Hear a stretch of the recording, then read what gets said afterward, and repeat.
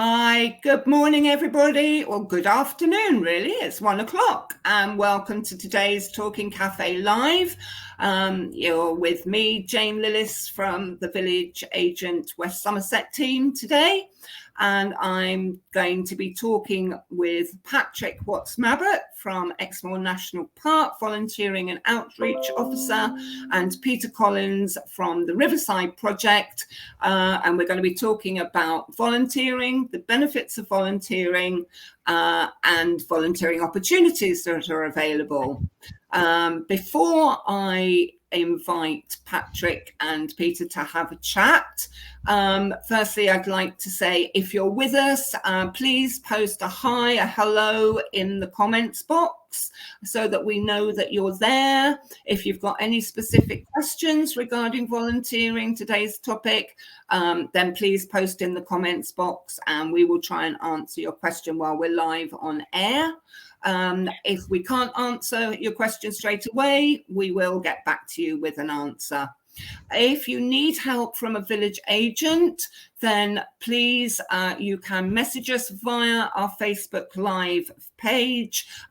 Please don't put personal details regarding any issue that you might need help with in the comments box, because they're public, obviously, and we wouldn't want you to put that information in there. So just message us via the Facebook Live page. So welcome to Patrick and Peter. As I say, we're going to be talking about volunteering and particularly about the benefits of volunteering. And really, one of the things that I think that we really sometimes know about volunteering is the fact that it helps us to connect with other people. It helps us to strengthen relationships with people and make new friends. It can relieve isolation and loneliness, and it can benefit communities and help with social and relationship skills. Volunteering is good for the mind and body. It combats depression. It reduces the effects of anxiety, stress, and anger. And it's a known fact that the more we give to others, the better we feel. It's providing that sense of purpose and a reason to get up in the morning. We often need a little bit of a boost to our self-confidence and our self-esteem, and volunteering can help with that.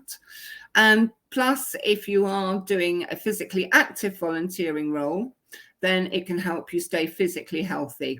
But with all those other things, it is all round good for the mind and body.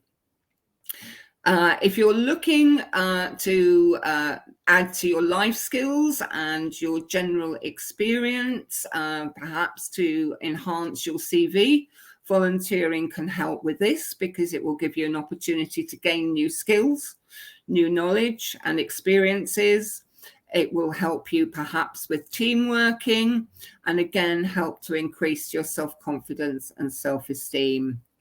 And I think that really, when we come down to thinking about, if you have time on your hands and have considered volunteering, we want really to encourage you to go ahead and think about your choices. There are plenty of volunteering opportunities out there in Somerset.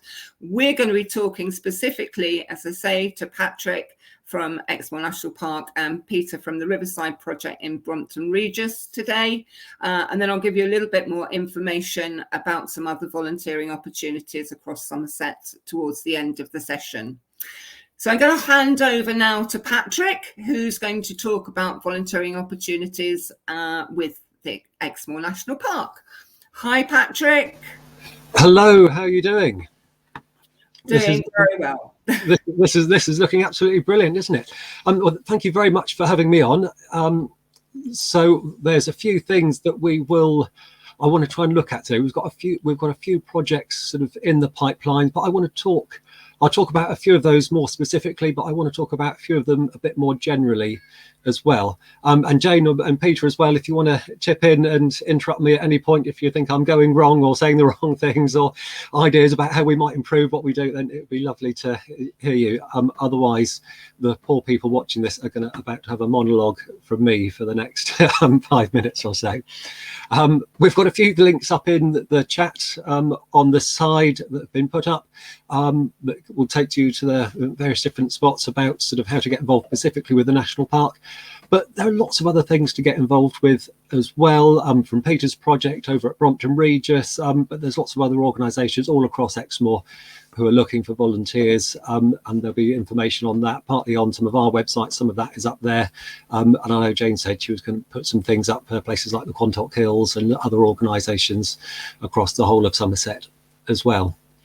One role that I really wanted to look at today was our Look Wild, National Parks UK Look Wild project. It's using, I don't know if anyone's used it before, it's using the iNaturalist platform, which basically means, so I was just saying, as a message here, if you want to see the links, you might need to go to the comments section, not in the private chat, so everyone can see them. I think that makes sense. Okay, so we'll put those out there later. They will arrive, I think, is what Mark is saying. By the end of this session, they will be there, if my whole set doesn't fall over while we're doing about it. This is what happens with moving things. Anyway, let's carry on and ignore the set falling apart around me. Peter's green screen is looking very good now. What I wanted to show you is a little bit of iNaturalist. So you can do it on a web app. So just on an ordinary web page, and I think the links for there will be up later on. But you can also download an app on your mobile phone. So I'm just going to put that up on the screen now. And this is, I've just taken a whole load of extra pictures of a butterfly. This is the app that you need. Oh, not that one, not that one. There we go. So it's the iNaturalist app, which you should be able to see up in the side of the screen. I'll put it a bit closer to my face so it works better on some of the square screens, that sort of thing. So once you've got that app up and opened up, it's looking for different types of wildlife, and it can be anything. It can be plants, insects, beetles, birds, mammals, whatever. You can put those records up into there. And the great thing is you don't need to know what it is. You don't need to be an expert in what you're doing to be able to use this. You just come along, click the little plus button, either take a photograph of what's in front of you or choose an image because obviously there's nothing great in here at the moment. And you can come down through here and find something that you want to identify. And let's come and have a quick look at this stuff here. This is something. So like I say, there are various levels you can do this. This is one we actually did with a group out there. So if you want to get involved and come out with us on the ground doing this sort of thing, I'll put a link up in the comments section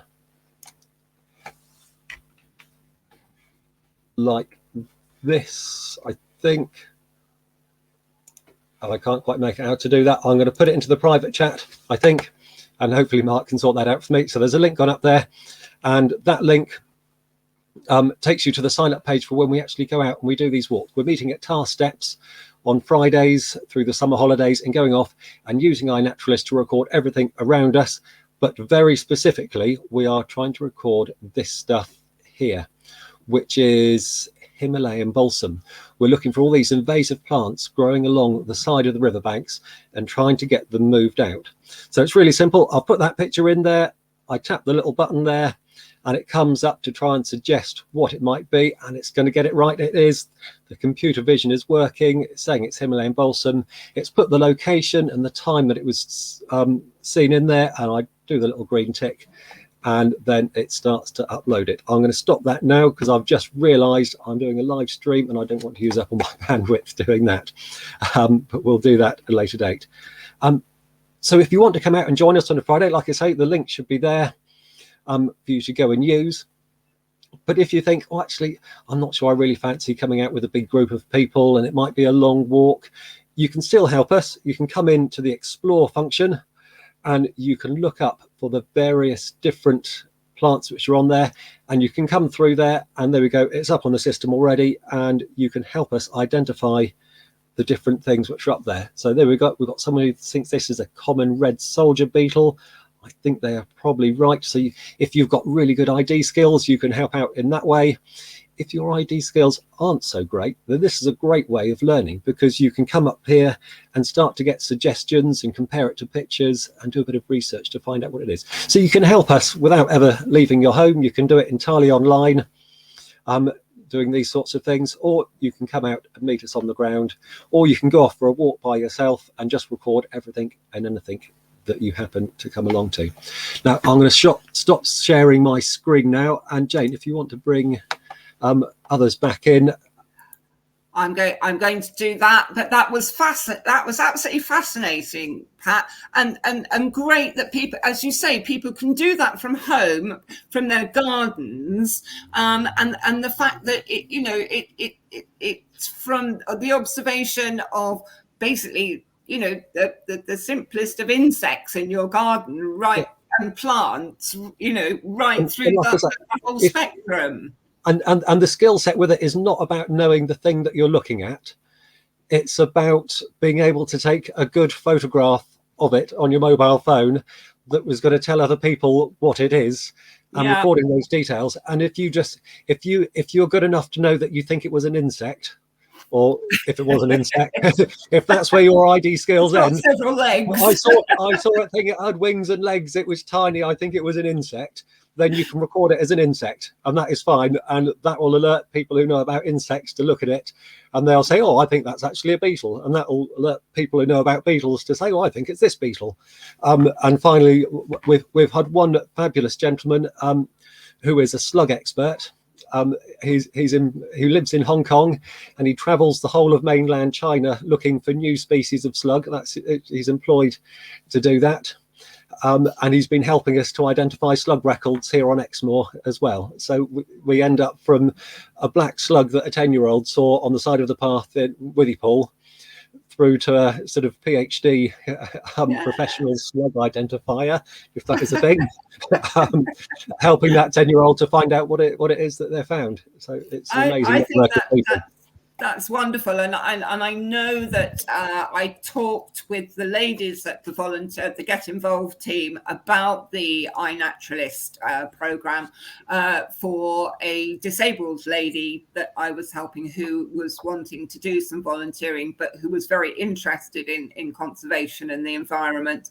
And I seem to remember one of the first questions was, well, I wouldn't be able to recognize anything. And the feedback was, as you say, you don't have to know exactly what it is. No. The great thing is that you can learn because the system itself will help you to identify it. And I've had a look at the app, and the great thing as well is there's a great community there of people contributing and helping. There is, and even if you don't know anything how to identify nearly anything, but you still know a little bit, we've had records of people who've put a picture of a robin, a really clear picture of a little robin, red breast, hopping around, and they've not known what it was. And so if you can identify the normal common garden robin as a bird, then you're one step above the person who put that record on, who put it on as something entirely unknown. Didn't know what it was. If you can recognise it as a robin, then you're an expert now. Yeah. It doesn't have to be going into sort of fine details of using keys. You can just search for unknown items and just categorise it into bird, plant, insect levels. If you can go higher than that and you're confident, that is obviously brilliant, but you don't feel sort of excluded. Oh, well, I wouldn't know enough. I've met a great number of people. I once had a group out. We were clearing holly trees in an oak woodland to let some light in, to let the oak trees grow up, and they suddenly realized that oak trees and holly trees were different from each other. They were more than one sort of tree in the world. And so, if you know there's more than one sort of tree in the world, then you're useful to us. Oh, absolutely lovely. And okay, so we've talked about that project. And I have popped up a link to the Get Involved website, or the section of your Exmoor National Park website. Anything else you really want to let us know about projects or training that goes on for volunteers with the national park?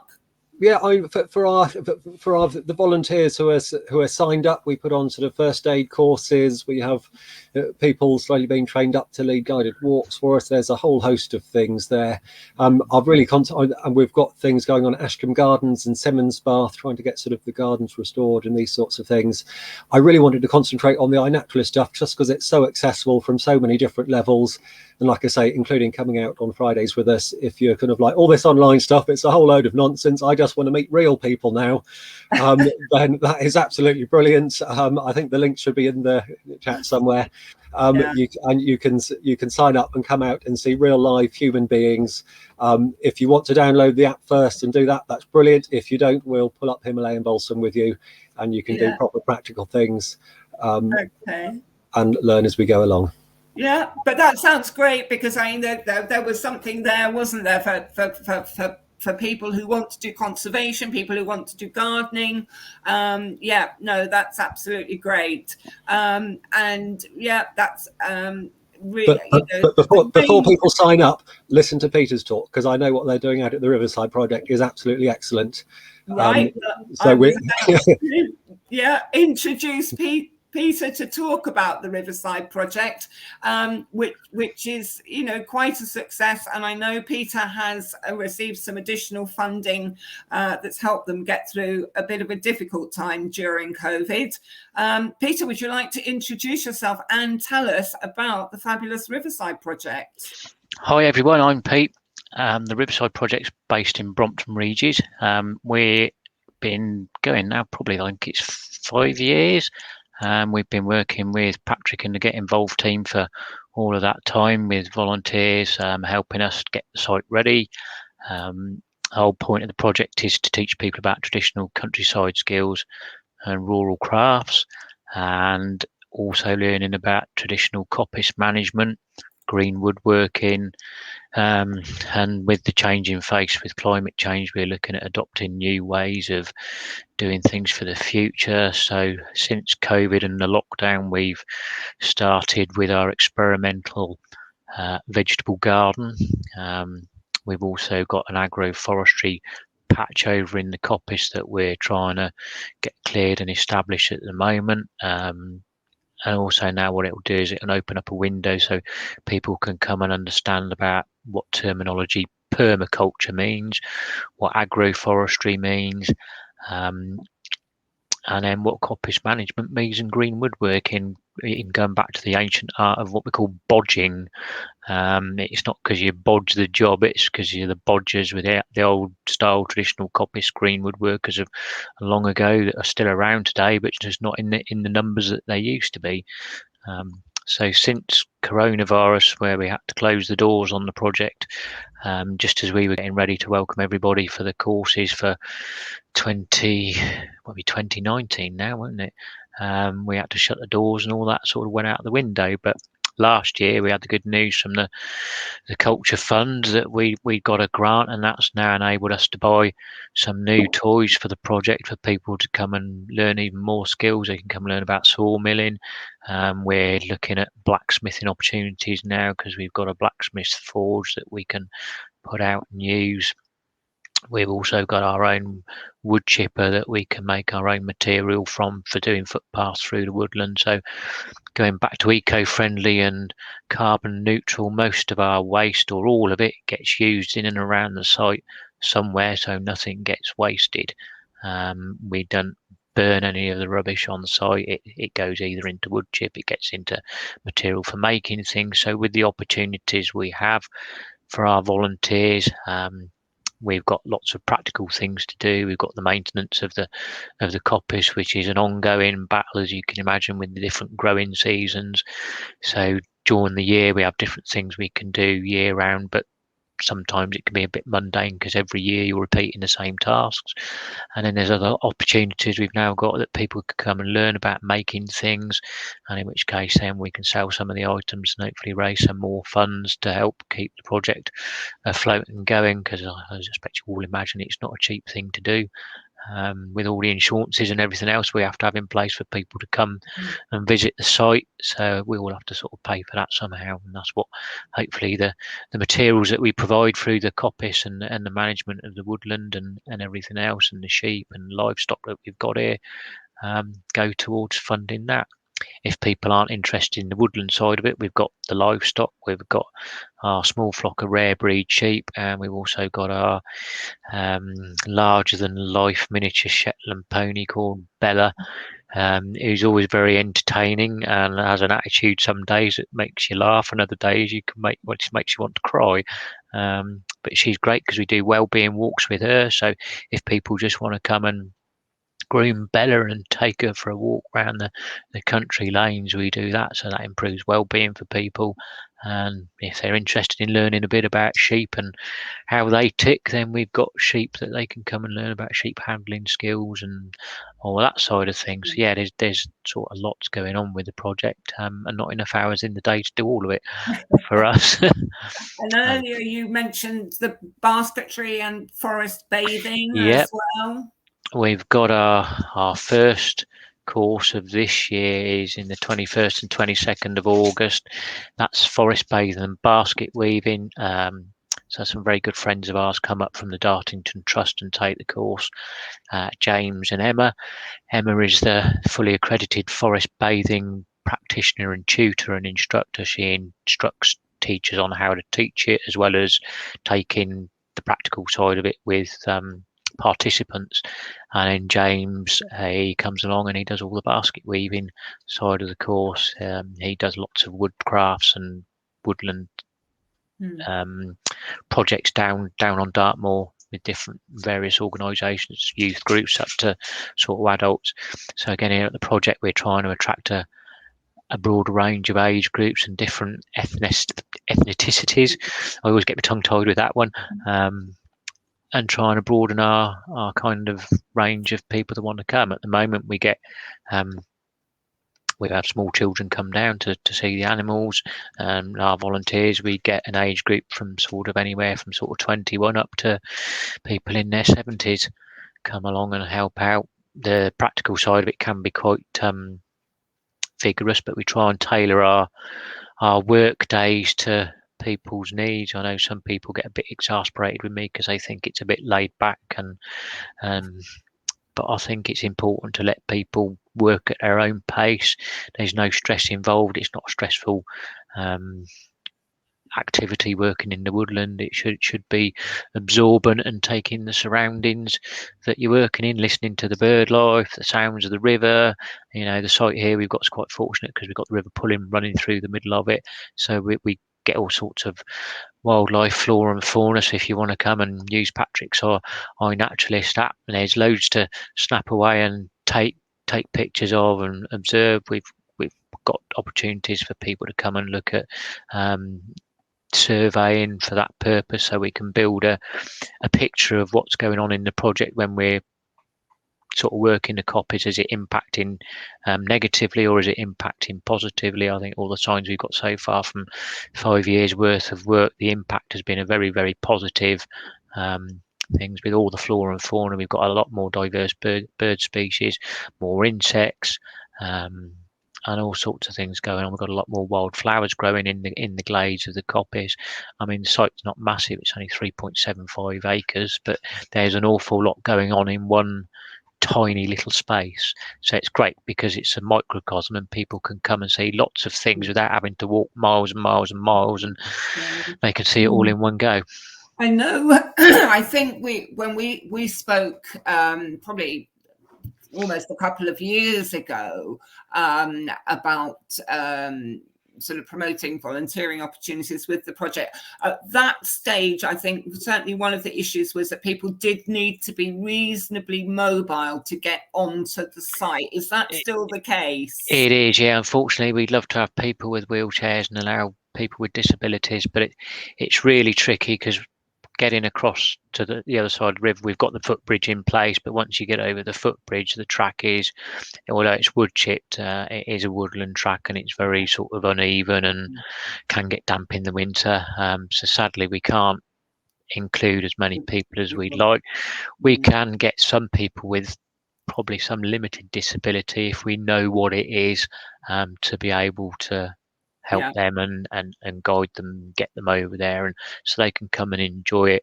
But sadly, for the wheelchair users, that's probably a no-go, because we just haven't got the toilet facilities in place, or any kind of access. All they'd be able to do is come through the gate and see the agro pasture and the sheep and the pony. Bearing in mind we've got no toilet facilities for the disabled in place, unfortunately. Okay, I mean, but you know, this is where, and in a little while I'm going to talk about just some tips for people for finding the right volunteer opportunity for them, because there are a lot of volunteer opportunities out there, but then, you know, not every opportunity is going to match the needs for an individual, and your project is fantastic for somebody who is mobile and wants to be outside, aid with conservation, learn more about nature and what's going on around, and to be involved in that great project. But, you know, Patrick's also talked about the fact that, you know, they at the park have lots of practical stuff that goes on, but the iNaturalist project, which can be done, you know, from home without even going out, if need be, or just from your garden or whatever. So, you know, I mean, this is where there is this whole range of opportunities out there. And I'm just really pleased that you were able to come and talk about Riverside Project, particularly for those who would be interested in that as a volunteer opportunity for themselves.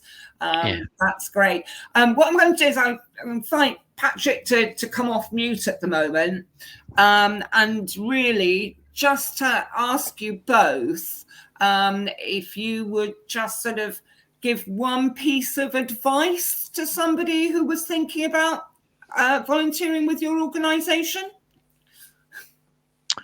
Oh wow, that's a good one. Do we both accept bribes to let people in? No,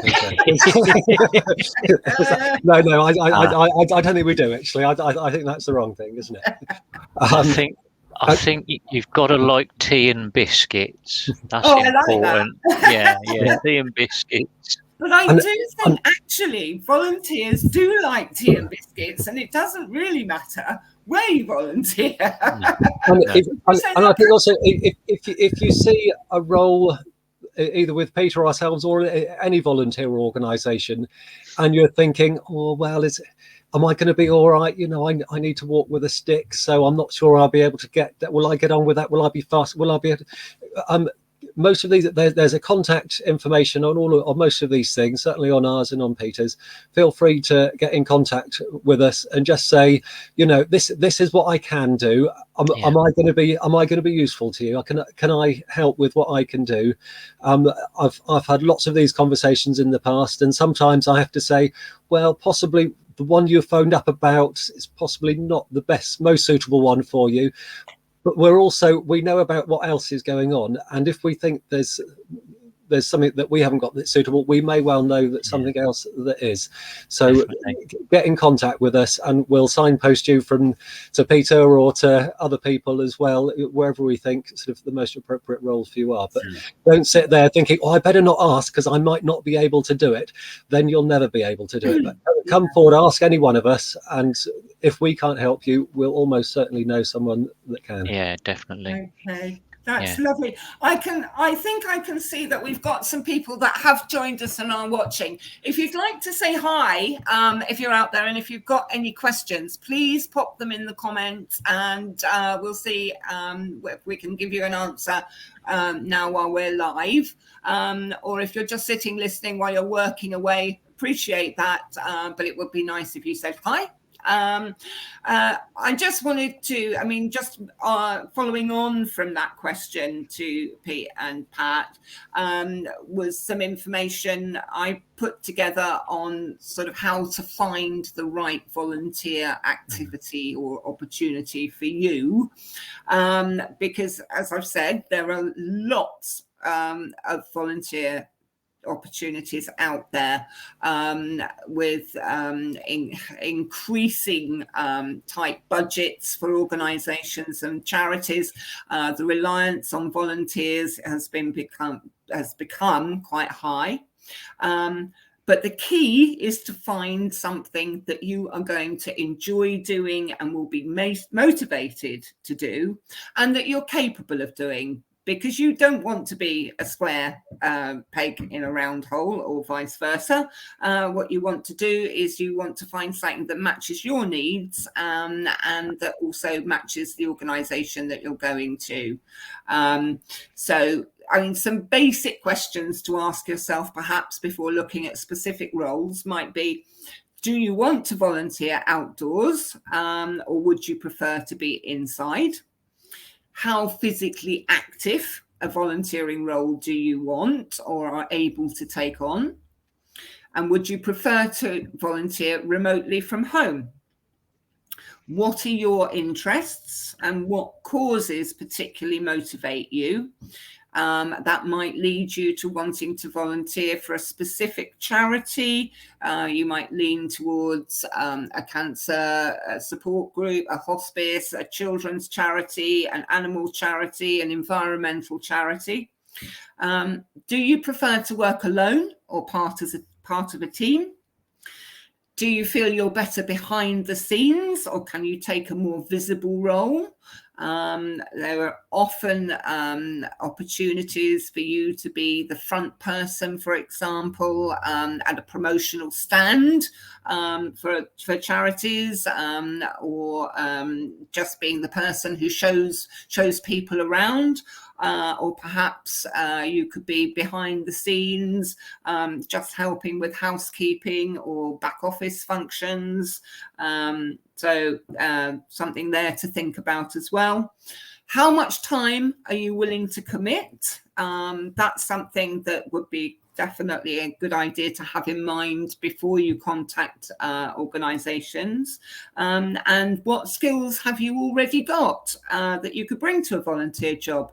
And what skills perhaps would you like to learn and develop that will you can have the opportunity to get from your volunteering role? So based on asking yourself those questions, you can come up with a sort of an outline profile of the sort of thing that you want to do. And then you can start looking at the opportunities that are out there.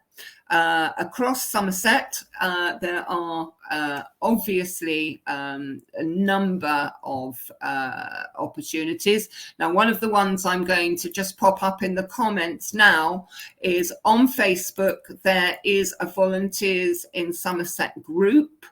And they regularly update with volunteering opportunities across the county. We've been talking today with Pat from Exmoor National Park and Pete from the Riverside Project, but we also have, of course, locally in West Somerset, Taunton Dean, we've got the Quantock Hills area of natural beauty, and they have a volunteer team that works outside, but probably also has sort of home roles as well. And across Somerset, you've got the Somerset Wildlife Trusts, and they also have their own citizen science projects with a Shore Watch and a Sea Watch. And there's information on their website, and I'm just going to pop the link up now, so you can have a look at that if that's something that would interest you. So for general volunteering across the county, I would definitely suggest having a look at the Volunteers in Somerset Facebook group. If any of the conservation and environmental outdoor volunteering opportunities that we've talked about today interest you, there are some links there that you could have a look at. And I haven't had a hello or a question from anybody out there. So I'm hoping we've either answered all the questions people might have, but if you do want to post a comment after we've ended the broadcast, somebody will get back to you with a response, and hopefully we can get you matched up with a volunteering opportunity that would suit you. So is there a final word from either Matt or Pete before we close for today? No, I hope everybody's enjoying the good weather that we've got at the moment, and yeah, get yourselves out there and find some volunteering activities that will suit you and enjoy it and make the most of it while you can. Sounds like good words, Peter. I'd echo those. Thank you very much for listening to us, everybody. Yeah, likewise. Thank you. That's lovely. Thanks, Pete. Thanks, Pat. All right. It's been good Thanks, to Jane. talk to you, and you guys can get out and enjoy the weather. Hey. And I'll go back to my desk. All right. Oh, dear. Take care, everybody. Bye. Thank you very much, everybody. Bye-bye. Bye-bye.